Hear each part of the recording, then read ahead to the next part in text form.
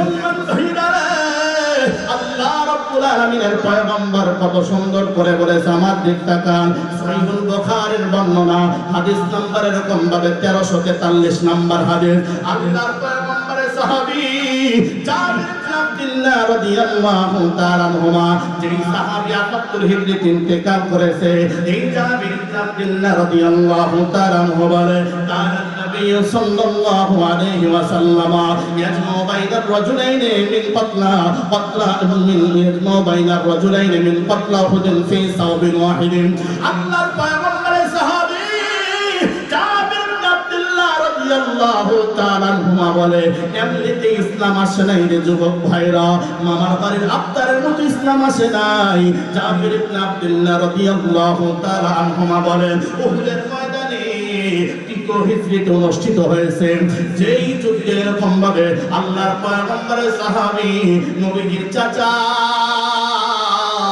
হামজা রাদিয়াল্লাহু তাআলা আনহু কলিজা পর্যন্ত চাবায়া চাবায়া দুশমনরা খায়া দুনিয়ার বুক থেকে বিদায় করে আল্লাহর বান্দা শাহাদাতের অমর সুদা পান করেছে। যখন সুবহানাল্লাহ।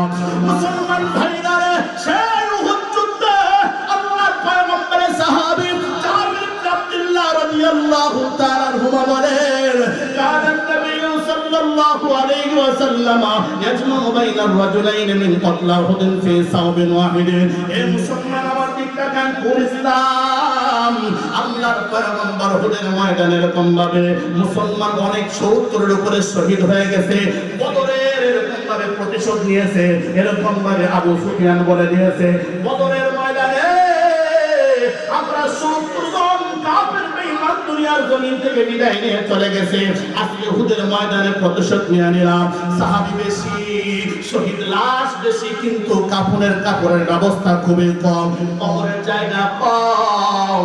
আমার দিক তাকান। আল্লাহর পয়গম্বরের সাহাবী জাবির ইবনে আব্দুল্লাহ রাদিয়াল্লাহু তাআলা আনহু বলেন, আল্লাহর পয়গম্বর কাপড় পরাইতে গিয়ে কবরের জগতে রাখতে গিয়ে কোরআনওয়ালা সাহাবীকে আল্লাহর পয়গম্বর মূল্যায়ন করেছে। সুবহানাল্লাহ বলেন।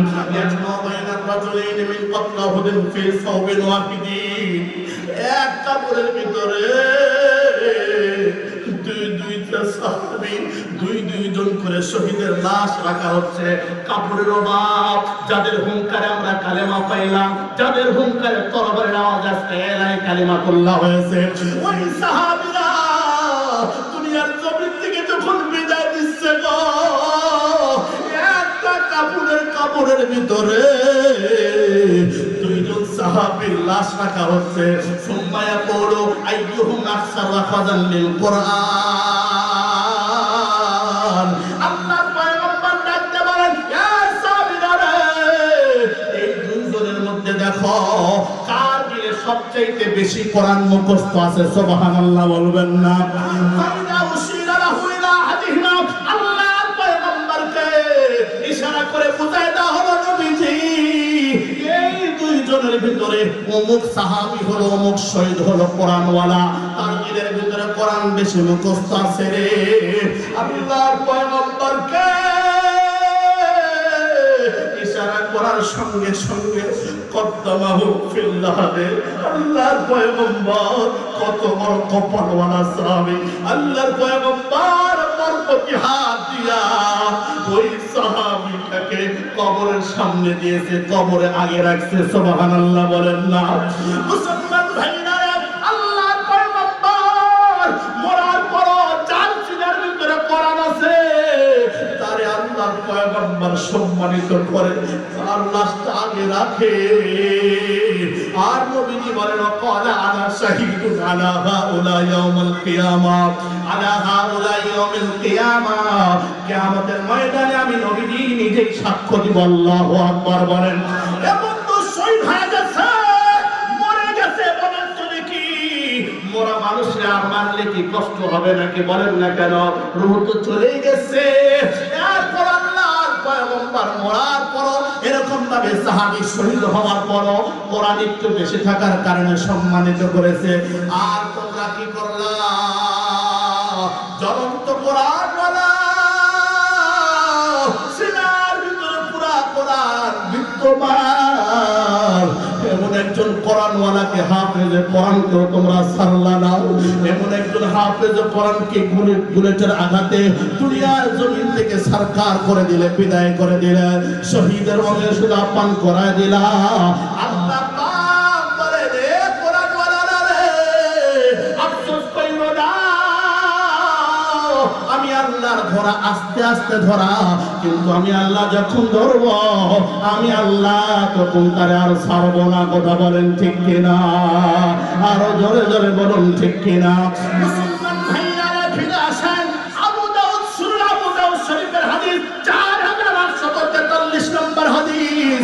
আল্লাহর পয়গম্বরের সাহাবী আবু মুসা আশআরী রাদিয়াল্লাহু তাআলা আনহু, যেই সাহাবী 50 হিজরিতে ইন্তিকাল করেছেন, আবু মুসা আশআরী রাদিয়াল্লাহু তাআলা আনহু কি বলেন জানেন?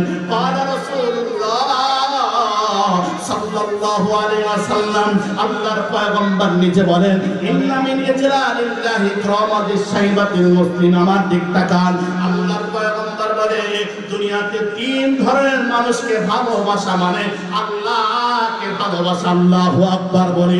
এই জন্য বলি নেতা ভাইরা রে, আপনারা যারা উলামায়ে কেরামকে ভালোবাসবেন, কোরআনওয়ালাকে ভালোবাসবেন, যে যেটা বলুক না কেন সময় নাই, প্রধান কসম করে বলে নবীর কথা মিথ্যা হবে না। উলামায়ে কেরামকে মহব্বত করলে আল্লাহকে মহব্বত করা হবে। যারা কোন সুবহানাল্লাহ। আল্লাহর পয়গম্বর বলে কয় ধরনের, কথা বলেন কয় ধরনের? 3 ধরনের। ইকরামাতিশ শাইবাতিল মুসলিমি, একজন দাড়ি পাকাওয়ালা যুবক, যুবক শোনো শোনো, একজন দাড়ি পাকাওয়ালা মানুষ, একজন চুল পাকাওয়ালা মানুষ এরকম ভাবে চাষ চলে দাঁড়ায় আছে রে, তুমি যুবক, তুমি মুরব্বিটাকে বলো বাবা বসে যান, আপনি দাঁড়ায় থাকবেন আর আমি বসে থাকবো, দেখতে কেমন হয়। এইভাবে সম্মান দেওয়া, দাড়ি পাকাওয়ালা চুল পাকাওয়ালা মানুষকে সম্মান দেওয়া মানে আল্লাহকে সম্মান দেওয়া। সুবহানাল্লাহ বলেন, আর জোরে জোরে বলুন না সুবহানাল্লাহ। আল্লাহর পয়গম্বর বলে 1 নাম্বার ইকরামাতিশ শাইবাতিল মুসলিমিন ওয়া হামিলুল কুরআন গায়রুল গালিফি ওয়াল জাফি আনহু। 2 নাম্বার ওই কোরআনওয়ালা, যে কোরআনওয়ালা আল্লাহকে খুশি করার জন্য কোরআনে বিদ্যান হয়, তার মানে কোরআনওয়ালাকে ভালোবাসলে কাকে ভালোবাসা হবে? আরো ধরে বলেন। তাহলে নেগেটিভ নিয়ে আসেন, নফি নিয়ে আসেন, উল্টা নিয়ে আসেন। কোরআনওয়ালাদের সাথে শত্রুতা করলে কার সাথে শত্রুতা করা হবে? আল্লাহর সাথে। আর আল্লাহর সাথে শত্রুতা করলে কি করা যাবে? আরো ধরে বলেন করা যাবে। মুসলমান ভাইরা, আল্লাহর সাথে শত্রুতা না করে আল্লাহকে এরকম ভাবে মাশুক বানায় দেন, আল্লাহর প্রেমে পাগল হয়ে যান। মাওলা তোমার মৌলা তোমার লাগিয়া কাঁদে আমার মন, আছো তুমি কত দূরে মৌলা, দেখা দাও তুমি মোরে মৌলা, দেখা দাও তুমি মোরে। বলুন না, মৌলা তোমার লাগিয়া কাঁদে আমার মন, মৌলা তোমার লাগিয়া কাঁদে আমার মন, আছো তুমি কত দূরে মৌলা, দেখা দাও তুমি মোরে ও মৌলা, দেখা দাও তুমি মোরে। আল্লাহু আকবার বলুন না।